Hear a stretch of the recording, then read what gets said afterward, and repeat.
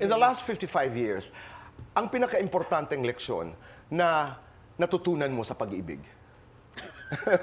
Gusto ko yung tawa mo. Dapat hindi ka nagmamadali. Dapat hindi nagmamadali. Tama yung ano. Ngayon ko lang wag yung puso yung papairalin mo or wag yung feelings ang papairalin mo. Kasi ang feelings nagbabago yan eh.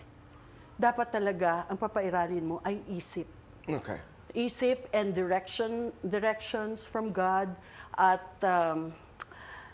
dapat alam mo kung saang path yung gustong i-lead ka ng Panginoon. Life in general, the most important lesson you learned about life in the last, how many decades?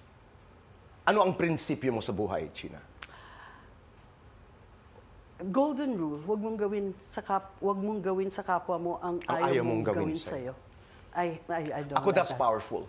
Meron nga ho yan sa Confucian books na iba naman ang pagkasabi niya, do not impose anything on anyone that you wouldn't impose on yourself. Yes. Napakaganda. Okay, let's talk about acting. Ano ang, interesado, I looked forward to this conversation dahil, alam niyo naman po, that's my delusion to be an actor. What is it? You're one of the best actors in this country. Ano ang proseso mo as an actor? Nung araw, nung bata pa ako, kasi 8 years old nga yung nag-umpisa ako, dependent ako sa director ko kung ano yung sinasabi nila sa akin. But you've worked with the best. I've worked with the best. Yes. I'm so blessed. And Ang best, ang pinag-uusapan natin ho dito, Lino Broca, Loris Guillen, Isma, Marilu Marilu Diaz Abaya, Abaya. Peke Galiaga, Right. Gil Pertes, Mel Chonglo, Did you work with Celso? Celso at Castillo, Castillo. di ba? Yeah. Sino pa ba? Sila Elwood, Si Elwood. the poet. Yes. Di ba? Yeah. At marami pang iba. At marami pang iba. Yeah. So in the beginning, you were dependent on your director. Dependent on them. And then, dumating yung Actors Workshop Foundation. Okay. And unti-unti natuto kaming to take care of ourselves. Yan ang mga Actors Workshop ay itinayo para matulungan yung mga artista na just in case in the absence of instructions from the director, Meron kang huhugutan. Meron kang huhugutan at alam mo kung paano ang gagawin mo. Gina, can acting be learned? Ito ba'y natututunan? Yes. It can be learned. Yes.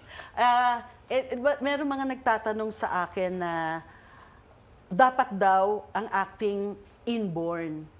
Sabi ko, bonus na lang yung inborn na talented ka, pero natututunan ng acting. I do believe that. Alam mo, there is an unforgettable scene mula po sa Salome. Subukan nga natin bago tayo mag-fast talk. Hindi kasi gusto kong gawin yun eh. Pangako talaga, Gina. Bago nag-umpisa pala, sabi ko, gusto kong gawin yun. There is a powerful nandito, there is a powerful line, okay, sa Salome. Yeah. At pag ginawa mo, gagawin ko rin. I-direct mo ako, ha? Kung paano ko gagawin. What is this scene? Itong kasalanan ko ang lahat. Nasa courtroom ako nito. Tapos ini-interrogate na ako ng lawyer. Yun. Okay. Tapos umamin ako. Tama nga ba? Oo, umamin ako. Somehow, oo, na parang gusto mo naman talaga. Sige nga, subok tayo, Gina. Tapos I'll try it.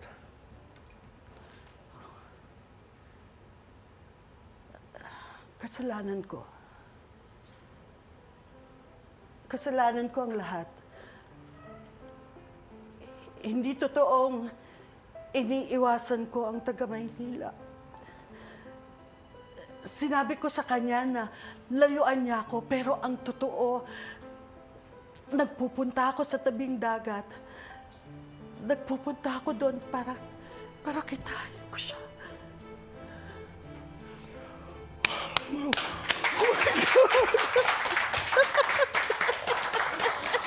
Ang galing-galing mo naman.